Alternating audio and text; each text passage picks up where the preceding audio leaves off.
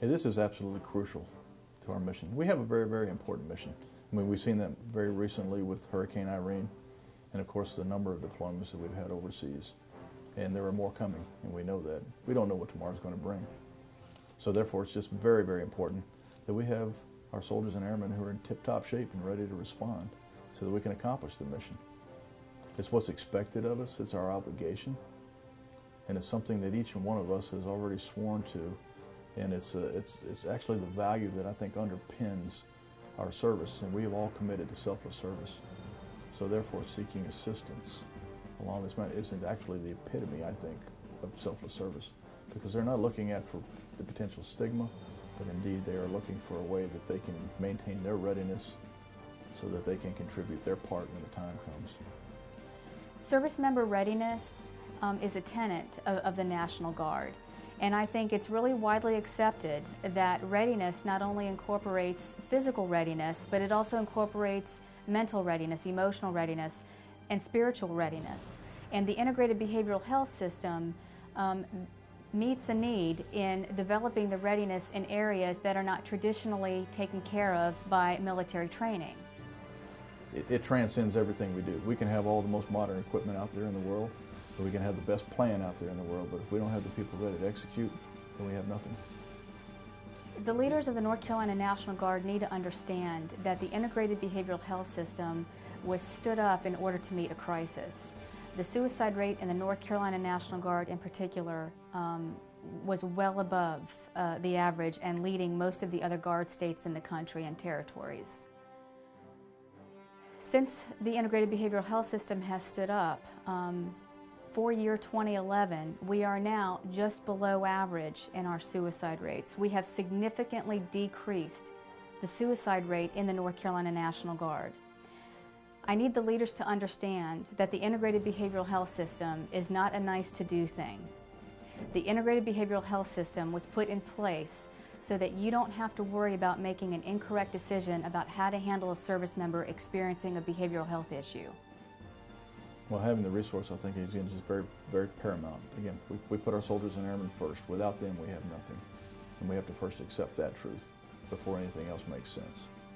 So having that available so that our soldiers and airmen can engage upon it, help their families, that they can all work together, seek the assistance that they need, provide that support network is what's going to keep them in uniform. If we keep them in uniform, then we as taxpayers, we get a return on our investment. We get the longevity of service, which also breeds the experience that we will gain. I've had many questions through the years, and I think it would be simple to think that our service members are suffering or are injured because of war fighting. And research really indicates, actually, that a lot of our service members that are suffering with behavioral health issues have never been deployed. So yes, we have been in a 10-year conflict, and Americans have a very low tolerance for extended conflicts. But I believe what we are seeing with our service members is a culmination of a perfect storm. Not only have we been in a 10-year conflict, we are also in the worst economic condition that we have been in since the 1940s. I think there are many things that lead a service member to the point of crisis, and being a war fighter may be part of it, but I think it's simply part of it. Stigma, we've got to stamp it out.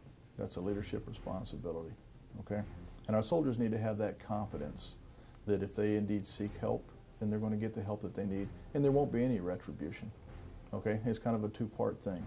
Once again, the soldiers and the airmen, if they think they need the help, then they have the obligation, again, underpinned under their commitment to seeking selfless service, they have that obligation to seek that help, and I expect them to do so. When they do so, however, the other part is, I expect the leadership in this organization to be supportive of their efforts, and absolutely no retribution, no reprisal whatsoever. We have to stamp that out. That's where I hand it to the North Carolina National Guard, because they had to be able to trust in-house providers, basically, to handle their service members and ensure that they got to the appropriate standard or levels of care. And calling into the 800 number is confidential. Your unit commander cannot call us and ask us, did Joe Smith call into the 800 number? The referrals are confidential. The case management that's offered is confidential. Of course, we have to fall under statute regarding, protecting people if they're telling us that they're suicidal or homicidal, as do all providers. But entrance into the integrated behavioral health system is not only confidential, it's voluntary. A person doesn't have to enter into this system, and it's completely separated from the medical review or board process. We do not do fitness for duty examinations in integrated behavioral health. I believe that if we can help our service members before the point of necessitating a fitness for duty exam, we're doing everybody a service, because not everything warrants a fitness for duty exam.